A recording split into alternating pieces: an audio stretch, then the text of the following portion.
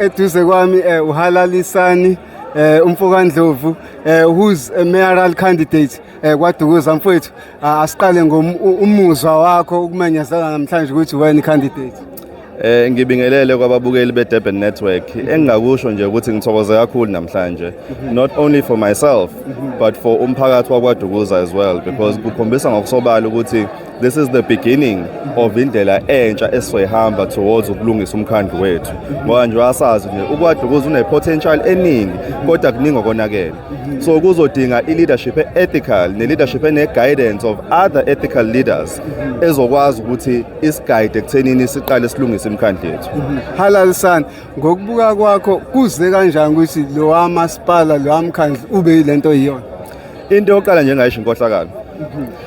Inkohlakalo okubuhlungu, it's at the root of inkinga eziningi esibhekana nazo ku local government, even within the country. So inkohlakalo into thina esithi siyayiqeda by not only providing ethical leadership but ukubheka ukuthi isuka kephi le nkohlakalo, sabona isuka amathenda. So ukuze sikwazi ukuthi silwe nale nkohlakalo kumele sikwazi ukuthi la esikwazi ukulimitha khona amathenda ake sikwenze by doing what, by insource abantu bakithi kuze nabo bakwazi ukuthola imisebenzi ngaphakathi babuyelwe yisimilo. Yabona nje example ama security nama cleaners aya outsource but alikho ibhilidi lomkhandle lingagadwa, alikho elingaklinwa. Kungani kumele kuze kuphume ithenda ukuze kuyoklinwa ibhilidi, ukuze kuyogadwa ibhilidi? Why bengaqashwa ngaphakathi abantu bathola idignity nabo, ngoba siyazi ukuthi those very same service providers bayaba exploit abantu bakithi. Uthola ukuthi umuntu akasakhole nale mali le kumele ngabe uyayithola, then nakhona kungena lento ke yenkohlakalo kanjalo. So thina we are saying one of the things that are a problem lapha yiyo le yenkohlakalo. Then esibili abantu bokufika, noma iliphi lokisho ngena kulona kwaDukuza, zonke into lezi abantu bokufika ungene edolobheni ubheke izitende lezi ezila abantu bakithi badayisela phansi, abantu bokufika bona banama stands bawathole kanjani? Ubani orelease lama permits lawo? Bese singena ekuthenini even nenkinga abantu bokufika ibhlungu, ngoba thina lapha kwaDukuza siphethe umkhosi welembe ula edrobheni ngaphambi kwawo kudayiswa ama drugs, ngemumva kwesigodlo senkosi kudayiswa sisibethu ngomzimba khona la. So lokho kukhombisa ngokusobala ukuthi inkinga esibhekene nayo ingakanani in relation to abantu bokufika. Ingakho thina su Action SA sike safaka emotion last year November yaze yakhulunywa ngoFebruary kulonyaka eyayithi akuke kube khona i-task team ezobhekana nalabantu bokufika, especially ipaza shop emalokishini, ukuthi zingakanani own abantu bokufika bawathole kanjani ama business license, laba basedolobheni abanezitende bawathole kanjani ama permit. Bese yabuya leyo task team izositshela ukuthi soyilungisa kanjani leyo nkinga, ngoba we are serious about tackling le ndaba abantu bokufika. We are going to have a zero tolerance approach to the issues of illegal immigration within our town. Obukayo namanje umuntu okufika akabe qoqa umthwalo okusayimanje engashayo number 4 abuyele kubo, ngoba once wangena Action esayemandleni sizowenza sure ukuthi umkhandlu wethu umnotho wasemalokishini ubuyela kwabantu bakithi, i-dignity yama stalls asedolobheni abuyela kubantu bakithi. Sesihlukumezeke kakhulu, ukungcola kakhulu emkhandlwini, especially engathi under i-leadership mhlambe yabantu abamnyama, amalokishi kakhulu, nizokulungisa kanjani? Look, I think njengoba ngisho ukuthi at the root cause of okunye kwalokungcolo ukuthi sinabantu esingabazi ukuthi basukaphi esisherisha imphakathi yethu nabo. Uyabona kubalekile makuwukuthi ufuna ukukhipha your community prioritized, ukuthi wazi ukuthi ubani okhona uphila kanjani nawe ufike kanjani. So inkinga esibhekana nayo ukuthi kugcine kuba nomolakalo omningi, ubugebengu, ukungcola kwemphakathi yethu. Uthola ukuthi it's not even abantu bakithi, ingoba kugcwele abantu bokufika esingabazi nabo ukuthi bangakanani kule mphakathi yethu.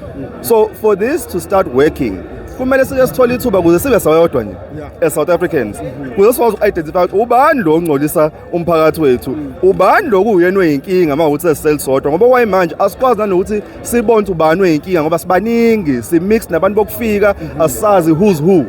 So first and foremost we're going to have to prioritize South Africans ukuthi asike sikwazi ukuthi sibe sodwa within our communities, then we can begin to start lento yokuthi si rebuild imphakathi yethu with a sense of identity with abantu bakithi. Umbuzo wami wokugcina, iy'tephu engingase ngingene noma iy'nyawo engingena kuzona ezikanasiphi imoya osezenzele igama. Yes, Don't you feel threatened somewhere somehow? Not threatened but motivated would be the right word.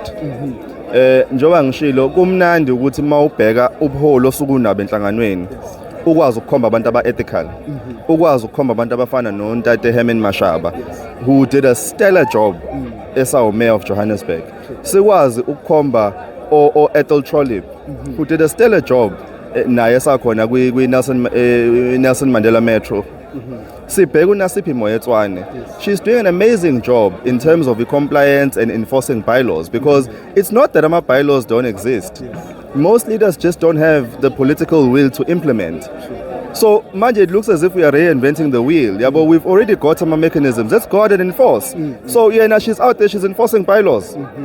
Yeah, but she's cracking down on illegal immigration.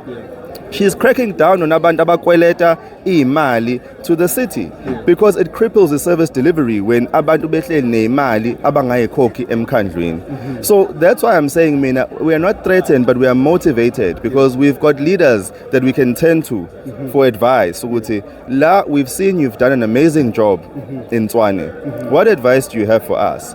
Ukuze we can always uphold that standard of ethical leaders, because we know what they are going to hold us accountable. So for them to be able to hold us accountable, ukuze nathi senze into eqotho nomsebenzi oqotho kwimphakathi esiyakuyona, they are going to have to be ethical themselves in terms of good governance.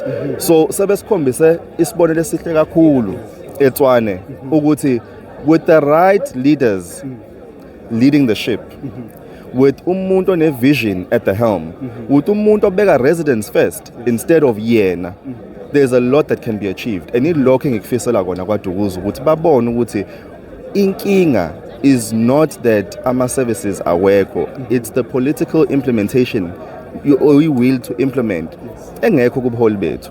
And sidinga ukubuyisa lento le yokuyigqaja ka local government yokuthi iyona sphere of government that's closest to abantu bakithi.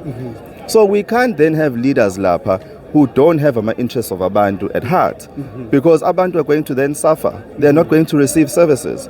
So we need to get back into the culture of sending leaders that aren't self-serving back to local government, so they can serve communities and not serve themselves. I-4 November ziyasondela, ubathuma ukuthi benzeni abantu kuma-ballot? Akukho kunye, kona wonke ama-ballot omathathu bavotela u-Action SA. Kwi-PR u-Action SA.